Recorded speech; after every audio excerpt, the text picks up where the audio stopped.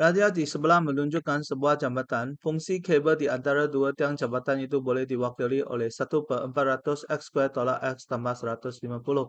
Dengan keadaan X dan Y diukur dalam meter. Titik minimum bagi kabel terletak di atas jalan raya di tengah-tengah dua tiang itu. Berapakah jarak titik minimum itu dengan setiap tiang? So, di MX, tingkatan 4, sebelum kita masuk tingkatan 5, kalau kita nampak ada uh, apa ni, kalau kita nampak dia ada maximum minimum itu, kita buat computing the square, penyempurnaan kuasa 2. Okay. So, di sini kita buatkan dia punya penyempurnaan kuasa 2 dulu.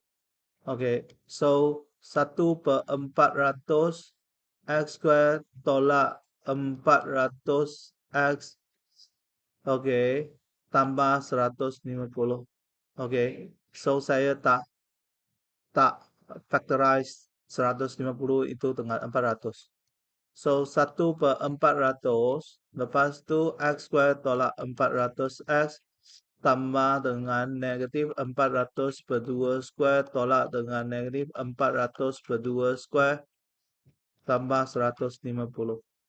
So 1/400 X tolak 200 punya square tolak dengan 200 punya square. Ataupun saya ada 40.000 tambah dengan 150. So dia akan jadi 1/400 X tolak 200 punya square tolak dengan ini 100 tambah 150. So, apa yang saya dapat ialah 1/400 X tolak 200 punya square tambah 50. So, saya nak check, saya guna ke equation polinomial degree 2, 1/400 negatif 1, 150. So, saya tak ada punca. X ialah 200, Y ialah 50. Betul.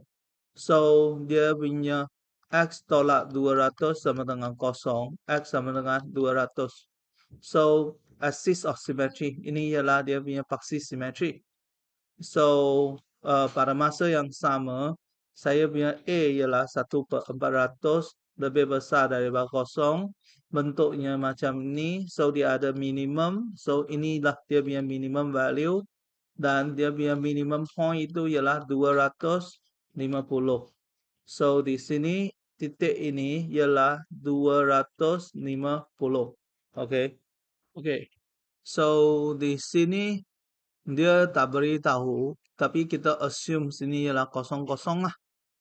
Okay. So, dia punya jarak minimum dengan setiap tiang itu, adalah jarak ini, yaitu 200. Tinggi dari permukaan air itu ialah 50. Ini ialah 50. So untuk yang A punya, dia adalah 200 meter. B punya, dia adalah 50 meter. So lepas kita buat penyempurnaan kuasa 2, kita boleh dapat yang ini. So untuk equation ini, sebenarnya saya faktorkan 1/400 ini. So saya faktorkan yang dalam punya sahaja. So ini bahagi dengan 1/400. Ini pun bahagi dengan 1/400. So darab lah ini, darab.